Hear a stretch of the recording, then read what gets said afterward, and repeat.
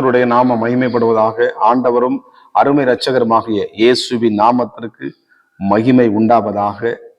இந்த புதிய நாளிலே தேவன் நம்மோடு கூட பேசுவாராக. நம்ம ஜெபம். வானத்தையும் பூமியும் அண்ட சராசரங்களை உண்டாக்கின எங்கள் ஆண்டவராக இயேசுவே, எங்களோடு பேசுங்கப்பா. நீர் பேசுகிற தெய்வம், இயேசுவின் நாமத்தின் பிதாவே. எடுத்து வாசிப்போம். மல்கியா தீர்க்க தரிசன புஸ்தகம் 4ஆம் அதிகாரம், அதில் 2ஆம் வசனத்தை கூட வாசிப்போம்.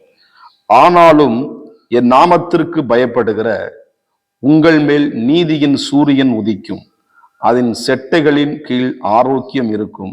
நீங்கள் வெளியே புறப்பட்டு போய் கொளுத்த கன்றுகளைப் போல் வளருவீர்கள். கர்த்தருக்கு மகிமை உண்டாத. கர்த்தருக்கு பயப்படுறவங்க என்ன பண்ணுதான்?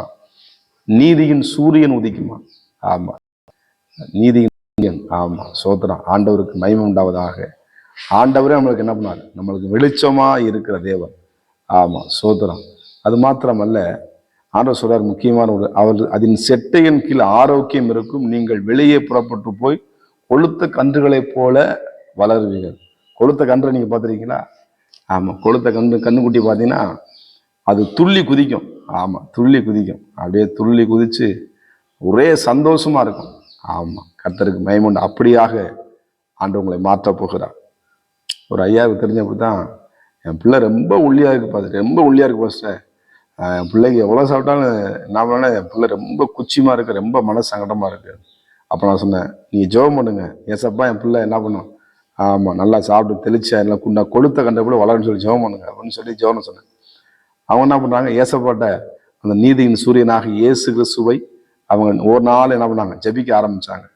அவன் ஏசப்பா ஏசப்பா என் பிள்ளை ரொம்ப லீனா இருக்கு, ரொம்ப ஒல்லியா இருக்கு அப்படின்னு சொல்லி ஜெபம் பண்ணாங்க. ஜெபம் பண்ணி ஒரு சில மாதங்கள் கழித்த பிறகு ஆண்டவருக்கு மகிமை உண்டாகட்டும். அந்த மகன் என்ன பண்ண, ஒல்லியா அந்த மகன் நல்லா சாப்பிட்டு கொளுத்த கன்று போல ஆயிட்டா, நல்ல ஆளு புஷ்டி ஆயிட்டு ரொம்ப குண்டாயிட்டு. ஆண்டவரே மீடியமான உடம்பு போகுதுன்னு சொல்லிட்டு ஆண்டவர் அப்படியாக அதிசயத்தை செய்த ஆண்டவர். கர்த்தருக்கு மகிமை உண்டாகுது. உடம்பு ஏறது பெரிய விஷயம் இல்லை. அவர் ஆண்டவர் என்ன பண்றாரு, எல்லாவற்றையும் அவர் பார்த்து கொள்ளுகிற தேவன். நீ மிலிட்ரிக்கு ஆள் எடுக்க போல பார்த்தீங்கன்னா, அவங்க காலையில 4 மணிக்கு எழுப்பிவிட்டு 5 கிலோமீட்டர் தூரம் 6 கிலோமீட்டர் ஓட விடுவாங்க. ஓட விட்டு போனா அந்த மிலிட்ரி இடத்துல என்ன பண்ணுவோம், அவங்களுக்கு தேவையான சாப்பாடு உணவெல்லாம் என்ன பண்ணுவோம், அரசாங்கம் அவங்களுக்கு பாதுகாத்துக்கும், அவங்களுக்கு கொடுக்கும். ஆமா, அதுக்கப்புறம் உடம்பு ஏற்றலாம் டக்கு டக்கு டக்குன்னு என்ன உடம்பு சல்சல்னு ஏறிடும்.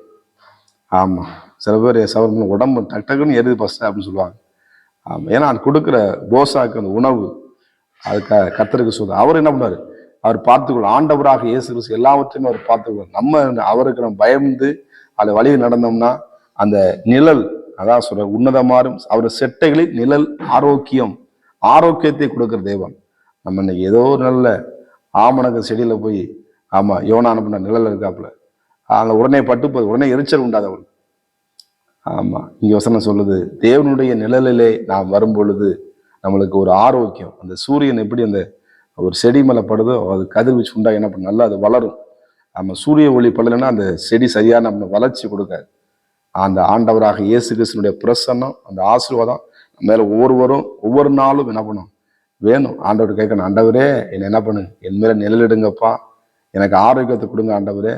என்ன பண்ணும், உமக்காக என்ன பண்ணும், வசனத்துல வார்த்தையில குடும்பத்துல வேலையில என்ன பண்ணும், சிறந்து கொளுத்த கன்றுகளை போல என்ன பண்ணும், உமக்காக வைராக்கியமா நான் வாழணும், எனக்கு உதவி செய்யுங்க ஏசப்பான்னு சொன்னா, நிச்சயமாக இந்த நீதியின் சூரியனாகிய ஆண்டவராக இயேசு கிறிஸ்து உங்கள் மேலே இந்த காலை நேரத்திலே உங்கள் நிழலிடுகிறார். வார்த்தையை கேட்டுக்கொண்டிருக்கிற உங்கள் மேலே தேவனுடைய நிழல் வந்து இறங்குகிறது. அந்த நீதியின் சூரியன் உங்களை நடத்துவார். நீங்கள் என்ன பண்ணுங்க, புறப்பட்டு போய் என்ன பண்ணுங்க, கொளுத்த கன்றுகளை போல ஆமா நீங்க என்ன பண்ணுங்க, வளருவீர்கள் தான் சொல்லுது, வளருவீர்கள்.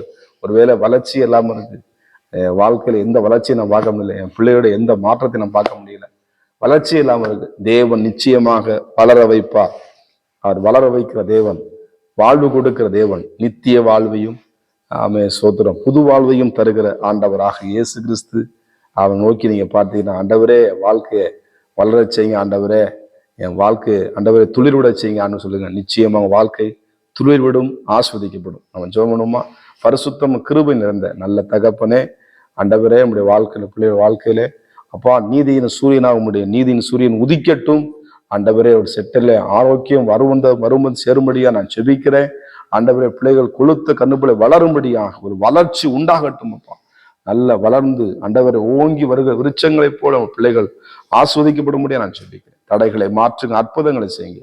இயேசுவின் நாமத்தின் பிதாவே, ஆமென். God bless you. கர்த்தர் உங்களை ஆசீர்வதிப்பாராக.